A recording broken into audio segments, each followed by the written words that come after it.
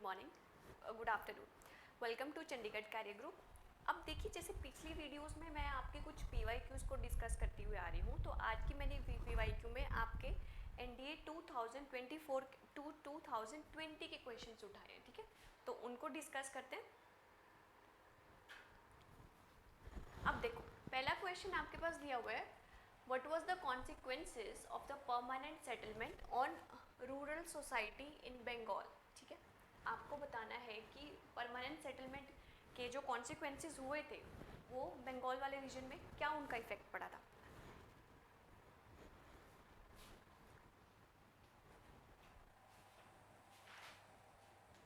देखिए,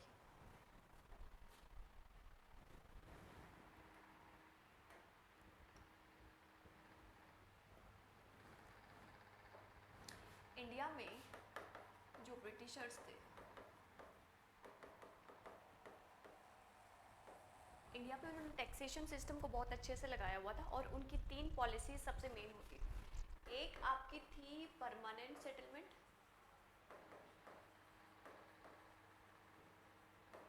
एक आपकी थी रैयतवाड़ी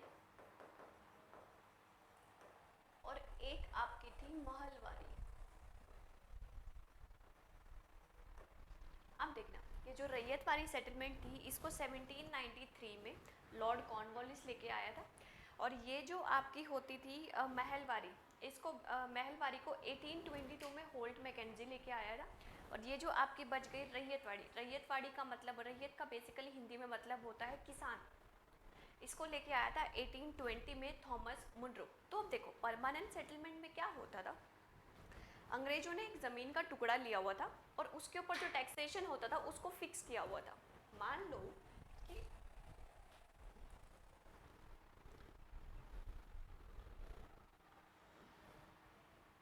मैंने कहा कि ये कोई भी ज़मीन का टुकड़ा हो गया, इसके ऊपर मैंने टैक्सेशन 11 फिक्स कर दिया, तो इसके अंदर से जो 10 हिस्सा था वो ब्रिटिशर को जाएगा और इसके अंदर से जो एक हिस्सा था वो ज़मींदारों को जाएगा। ठीक है, अब देखो, किसानों के ऊपर टैक्सेशन लगाया और उसको वसूलने का काम ज़मींदारों को दे दिया, और ज़मींदारों से टैक्स कलेक्ट करने का काम किसने कहा, ब्रिटिशर्स ने कहा। तो जो ज़मींदार वाली चीज़ होती थी ये आपका एक मिडल मैन की तरह काम करती थी, जब अपने टैक्सेशन वसूलना है किसानों को देना है।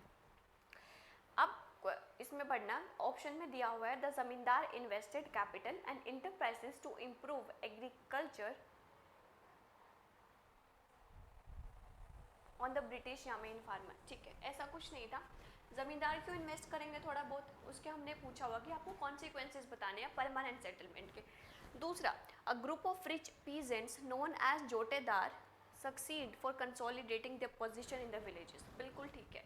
देखिए, जोटेदार क्या होते थे, अमीर किसानों का एक ग्रुप होता था जो बेसिकली टैक्सेशन वसूलने का काम करते थे।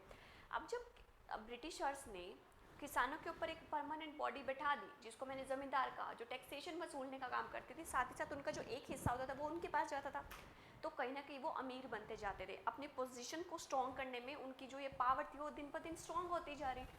तो आपका ये जो ऑप्शन नंबर 2 है ये इसका आंसर हो जाएगा। और मैंने परमानेंट सेटलमेंट बता दिया, लॉर्ड कॉर्नवालिस लेके आया था, कब, 1793 में। ठीक है, इस चीज़ को याद रखना।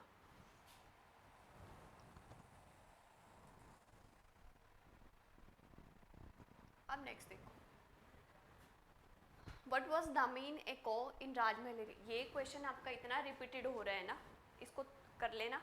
पीवाईक्यू को लगाने का एक यही फ़ायदा होता है, क्योंकि बहुत सारे क्वेश्चंस का आइडिया लग जाता है कि कौन सा रिपीटेड हो रहा है, कौन सा बार बार आए जा रहा है। तो अब ये है, large area of land demarcated and declare to be the land of Santhal. बिल्कुल ठीक है, पहले वाला स्टेटमेंट याद सर। देखो, ये जो आपका है कि दामीने को झारखंड वाले रीजन में संथालियों को एक ज़मीन दे दी थी, जो आपका थोड़ा सा कालीबंज और क्या बोलते हैं, गोड़ा डिस्ट्रिक्ट झारखंड का, मैंने कहा साहेबगंज। ठीक है,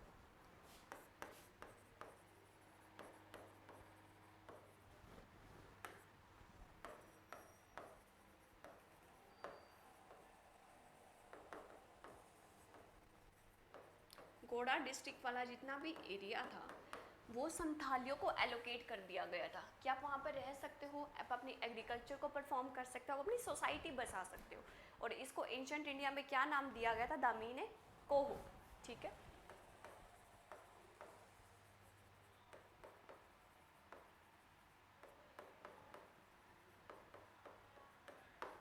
ठीक है। अब नेक्स्ट देखो, where did Gandhi ji initially forgive the techniques of satyagraha? अरे बहुत इजी क्वेश्चन है। साउथ अफ्रीका, साउथ अफ्रीका गए थे अपनी लॉ की पढ़ाई पूरी करने के लिए। वापस कब आए इंडिया में? 1915 में आए। बॉर्न कहाँ हुआ? इंडिया में। एजुकेशन कहाँ हुई? इंग्लैंड में। और कहा जाता है कि 1893 में साउथ अफ्रीका गए थे और रिटर्न कब हुए, वापस कब आए? 1915 में आए थे। तभी आप देखोगे कि इंडिया में आके उन्होंने 1917 में चंपारण किया था, 1918 में उन्होंने खेड़ा आंदोलन करा था, 1918 में ही उन्होंने अहमदाबाद मील स्ट्राइक करा था। फिर 1920 में उन्होंने नॉन कोऑपरेशन मूवमेंट लॉन्च करा था।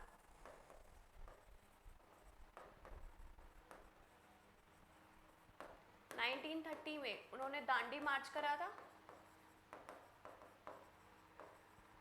तो बेसिकली ये वो इवेंट्स है जिनसे उनका प्रूफ हुआ था कि इंडिया के जो फादर ऑफ नेशन कहे जाने वाले गांधी जी ही थे।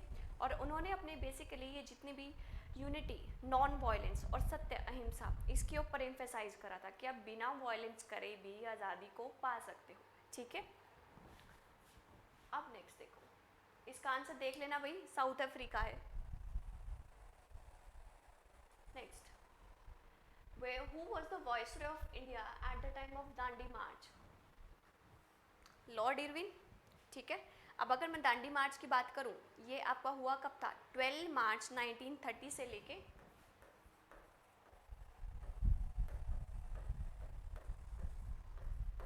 6 अप्रैल 1930। अब ये देखना, अंग्रेज जब इंडिया में थे तो उन्होंने यहाँ पर सॉल्ट, नमक बनाने के ऊपर टैक्स लगाया हुआ था। तो गांधी जी ने इस नमक तोड़ो आंदोलन की शुरुआत करी थी। और यही एक ऐसा पहला रिवोल्ट था जिसमें कहा जाता है कि जो वुमेन की पार्टिसिपेशन थी वो बहुत ज़्यादा देखने को मिली थी।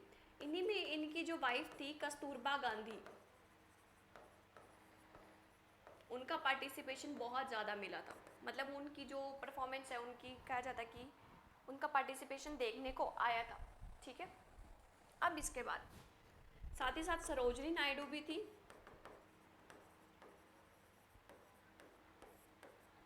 आप देखोगे ये जो लॉर्ड इरविन है, 1927 में आपका एक साइमन कमीशन भी आया था इंडिया में, जिसमें ये कहा गया था कि हम इंडियंस के लिए कॉन्स्टिट्यूशन बनाएंगे और उसके लिए कॉन्स्टिट्यूशन असेंबली बनेगी। तो बेसिकली उसमें हम इंडियंस का पार्टिसिपेशन बढ़ाएंगे। लेकिन जब पार्टिसिपेशन नहीं बढ़ा तो साइमन कमीशन का विरोध हुआ था। और उस विरोध के बाद 1930 में 1929 में नेहरू रिपोर्ट गई थी। तो नेहरू रिपोर्ट और ये जो है साइमन कमीशन है, इनकी रिपोर्ट को डिस्कस करने के लिए आपके लंदन में राउंड टेबल कॉन्फ्रेंस हुई थी। तो जब फर्स्ट राउंड टेबल कॉन्फ्रेंस में गांधी जी नहीं गए थे या कांग्रेस का कोई भी मेंबर नहीं गया था, तो आप देखोगे जो लॉर्ड इरविन है और गांधी जी के बीच में एक पैक्ट भी साइन होगा, जिसको मैं गांधी इरविन पैक्ट बोलती हूँ, जिसमें गांधी जी ने अपनी सर्टेन कंडीशंस रखी थी कि हमें सॉल्ट के ऊपर जो आपने टैक्स लगाया उसको माफ़ करो। जिन भी लोगों ने अपनी नौकरियां खो दी थी आंदोलन के चक्कर में, उनको उनकी नौकरियां वापस करो। साथ ही साथ ये भी कहा गया था कि राजगुरु भगत सिंह और सुखदेव की फांसी को माफ़ करो। लेकिन ये वाली उनकी मांगी जो माफ़ी थी, ये वाली उनकी जो शर्त थी वो मानी नहीं गई थी। तो बेसिकली इसका आंसर आपका लॉर्ड इरविन होगा, दांडी मार्च। ठीक है, और ये साबरमती आश्रम से स्टार्ट करा गया। अब नेक्स्ट देखो,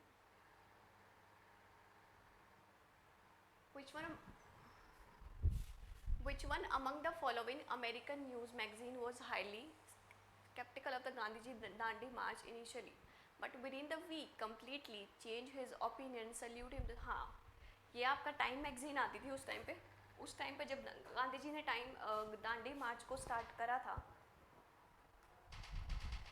स्टार्ट करने के बाद ये जो थी टाइम मैगजीन, इसमें स्टार्टिंग में तो गांधी जी की जो परफॉर्मेंस थी, उनकी थोड़ी सी जो इमेज थी उसको गलत दिखाया गया था, बट एक हफ्ते के अंदर ही उनको एक थोड़ा सा साधु संत वाली कैटेगरी में डाल के उनकी जो इमेज थी उसको थोड़ा सा स्ट्रॉन्ग दिखाया गया था। ये आपकी टाइम मैगजीन थी, ठीक है। In which of the following year were the passenger train introduced in England? देखो 1825, करेक्ट। सितंबर 27 1825, इस ईयर में आपकी इंग्लैंड में पैसेंजर ट्रेन की इंट्रोड्यूस हुई। अच्छा, अगर मैं इंडिया में पूछूं कि पैसेंजर ट्रेन जो थी या फिर ट्रेन जो थी वो कब आई थी? 1853, करेक्ट। कौन लेके आया था? लॉर्ड डलहौजी लेके आया था। और कहाँ से कहाँ तक आई थी? बॉम्बे टू ठाणे। और अगर मैं अभी रेलवे जोन की बात करूँ कि ज्योग्राफी को अगर मैं इंक्लूड करूँ तो इंडिया में टोटल कितने रेलवे जोन हैं? तो आपके हो जाएंगे 18, ठीक है। आंसर हो गया ना 1825। What was the consequences of, अच्छा ये क्वेश्चन रिपीट है। Which of the following statement about revolt of 1857 is correct? ये क्वेश्चन करने लायक है। देखो पहले ऑप्शन में क्या दिया हुआ है? It was a revolt carefully organized and plan by raja and nawab of taluk. अरे ये इस वाली स्टेटमेंट तो गलत ही है। अगर 1857 का जो रिवोल्ट है अगर वो प्लान तरीके से होता तो हम 1857 या 1947 की बजाय 1857 में ही आज़ादी ना प्राप्त कर लेते। ये वही वोट था जो थोड़ा सा अनप्लान था, जिसमें यूनिटी नहीं थी। अब यूनिटी नहीं थी मतलब जिसका जिस भी एरिया से मन कर रहा था वो वैसे ही उठ के अंग्रेजों के खिलाफ विद्रोह कर रहा था। तो आपकी फर्स्ट वाली स्टेटमेंट तो गलत हो गई ना यार। दूसरा, rumours and prohibition did not play any outbreak, नहीं ये वाला गलत है। आपके विद्रोहियों ने इसमें पार्टिसिपेट करा था, बहुत अच्छे से पार्टिसिपेट करा था। तीसरा, the rebel proclaim in the 1857 repeatedly appeal in all the sections of the population irrespective of their caste and creed. बिल्कुल ठीक है। आप देखना इस स्टेटमेंट में कहा गया है कि 1857 के रिवोल्ट को बढ़ाने के लिए सेक्शन ऑफ सोसाइटी में अपील करी गई थी कि अंग्रेजों के खिलाफ विद्रोह करो, बजाय उनकी कास्ट को देख के, रिलीजन को देख के, हर एक सेक्शन उनको देख के। अब ये देखो किसी भी चीज़ को पढ़ने से पहले उसका कॉज पता होना चाहिए। 1857 का जो रिवोल्ट था उसका जो रीज़न था कि वो हुआ क्यों था, इसका रीज़न ये था कि अंग्रेजों ने इंडिया में परमानेंट सेटलमेंट, इतनी में टैक्सेशन होता था उसको लगा दिया था। उसके बावजूद ये जो किंग्स वाला सेक्शन था उसके ऊपर इन्होंने डॉक्ट्रिन ऑफ लैप्स और सब्सिडरी अलायंस लगा दी। अब मेरा आता है कि ये जो नॉर्मल हैंडीक्राफ्ट इंडस्ट्री थी उसके ऊपर क्या हुआ कि ब्रिटिशर्स यहाँ से कच्चा माल खरीदते थे, ब्रिटेन लेके जाते थे, वहाँ से गुड्स बनवाते थे और इंडिया में वापस एक्सपोर्ट करते थे और उसको यहाँ पर आके महंगे दामों पे बेचा करते थे। अब बचा आपका आर्मी। आर्मी में क्या था कि इन्होंने introduction of new Enfield rifles कर दी थी। अब जिसके कारण जो उसमें बुलेट होती थी, बुलेट को मुंह से खोलना होता था और उसमें कहीं ना कहीं काओ और जो पिग का पोर्क है, काओ का मीट और पोर्क वो लगा होता था, जिससे हमारा जो रिलीजन सेंटिमेंट है वो हर्ट हो रहे थे। अब बच गया आपका ऑर्थोडॉक्स सोसाइटी। ऑर्थोडॉक्स सोसाइटी को कैसे हर्ट किया? इंडिया में क्रिश्चियनिटी प्रोपेगेट करने को कहा। इंडिया में कहीं ना कहीं ये जो आपकी वेस्टर्न एजुकेशन थी इसको कहा कि आप इसको प्रमोट करो, साथ ही साथ सती सिस्टम को भी बंद कर दिया था। अब जिसकी वजह से ये जो 1857 का रिवोल्ट था ये उठ के आया था। अब जब रिवोल्ट उठ के आया तो अंग्रेजों ने विद्रोह इसको दबाने की भी बहुत ज़्यादा कोशिश करी थी, लेकिन वो कहीं ना कहीं सफल हो गए थे और इंडियन जो लोग थे वो थोड़े से नाकामयाब हो गए थे। अब 1857 के रिवोल्ट में आप सबसे बड़ा नाम रानी लक्ष्मीबाई का झांसी से सुनते होंगे। दिल्ली से कौन था? बहादुर शाह जफर। बाकी कुंवर सिंह थे। लखनऊ से कौन थी? बेगम हजरत महल थी। ठीक है, तो इसका आंसर आपका सी हो जाएगा कि हर एक सेक्शन ऑफ सोसाइटी को रिक्वेस्ट करी गई थी कि आप अपने रिलीजन और कास्ट को ना देखते हुए बजाय उसके आइए 1857 के रिवोल्ट में पार्टिसिपेट करिए और ब्रिटिशर्स के खिलाफ आंदोलन में हमारा साथ दीजिए। कनेक्शन का मीडियम भी अगर मैं बताऊं तो रोटी और एक कमल का फूल होता है, जिसके ज़रिए लोग एक दूसरे से कनेक्ट होते हुए जा रहे थे। ठीक है, ऑप्शन नंबर सी ठीक है इसका।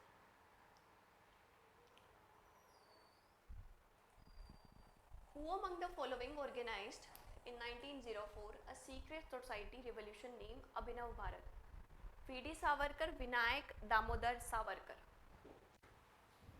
ठीक है, ये इसका जो पहले नाम होता था वो मित्र मेला होता था। बेसिकली ये आपके क्रांतिकारियों का एक समूह होता था, जिसमें बाद में नाम बदल के इसका जो है वो अभिनव भारत कर दिया गया था, और 1904 में ही इसका नाम बदला था। ये वीडी सावरकर है, विनायक दामोदर सावरकर। 1857 के रिवोल्ट के बाद ना, जब तक आपकी 1885 में कांग्रेस की फॉर्मेशन हुई थी, तो 1885 से लेके 1905 तक का जितना भी फेस है वो मैं कहीं ना कहीं एक्सट्रीमिस्ट और 1915 तक ही लगा लूँ। उस वाले फेज़ में आप देखोगे कि इतनी सारी ऑर्गेनाइजेशंस बननी शुरू हो गई थी, लोगों ने बॉम्ब बनाने शुरू कर दिए थे, अपनी गन की फैक्ट्री लगाना शुरू कर दी थी, कि उनका ये था कि अब हमें अंग्रेज़ों को बाहर निकालना है। चाहे आप वायलेंट नीति अपनाओ, चाहे कुछ भी करो, जगह जगह पे आपके फेस्टिवल्स ऑर्गेनाइज करवाए जा रहे थे कि हम लोगों को एक जगह इकट्ठा करें, उनको बताएं कि अंग्रेज हमारे खिलाफ कितना गलत कर रहे हैं। अब जब मैंने बोला फेस्टिवल, आपने बाल गंगाधर तिलक का महाराष्ट्र में एक फेस्टिवल सुना होगा, शिवाजी फेस्टिवल और गणेश उत्सव। ये उन्होंने ऑर्गेनाइज ही इसीलिए करा था कि मैं लोगों को कनेक्ट कर पाऊँ। ठीक है, तो इसका आंसर वीडी सावरकर है, याद रखना। अगला है, the United charter was signed by 51 original members of the United nation in 1905 at San Francisco conference. ठीक है, हाँ, अब देखो ये आपका यूएन है, यूएन का मेन ऑर्गन ऑफ यूएन है। अगर मैं यूएन के और ऑर्गन्स की बात करूं तो वहाँ पे एक जनरल असेंबली है, सिक्योरिटी काउंसिल है, और सोशल काउंसिल भी होती है। एक आपका होता है ट्रैक सेटअप कमर्शियल वाला, इंटरनेशनल कोर्ट ऑफ जस्टिस भी होता है। तो बेसिकली ये जो ऑर्गेनाइजेशन थी ये 1945 में साइन करवाई गई थी, Saint Francisco. Land revenue records maintain in India have categorized to use into. आपको बताना है कि लैंड रेवेन्यू के रिकॉर्ड्स होते हैं टोटल, बेसिकली उनको कितने कैटेगरी में डिवाइड करा गया है, 6, 9, 15 या फिर 21। देखो इसका आंसर आपका 9 है। 9 भी कौन कौन सी होती हैं, फॉरेस्ट आएगा, इसके अलावा परमानेंट पेस्चर आएगा, इसके अलावा आपका follow lands other than current, current के अलावा जो आपकी बच जाती है उनका, इसके अलावा आपका एरिया अंडर नॉन एग्रीकल्चर आएगा, उसके अलावा आपका tree crop, current fellow, agriculture land other than current fellow अलग है और करंट फेलो को अलग है। उसके बाद बैरन लैंड, खाली पड़ी हुई ज़मीन, उसके बाद है आपका कल्टीवेबल लैंड, और उसके बाद है आपका नेट एरिया। टोटल 9 कैटेगरी मैंने बताई, तो लैंड रेवेन्यू रिकॉर्ड जो है वो आपके 9 कैटेगरी में डिवाइड करेगा।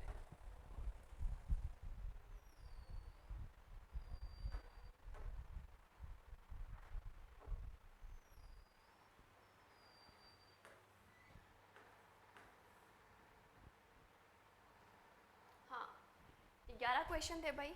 तब तक किसी और वीडियो में मिलेंगे। Till then thank you and take care.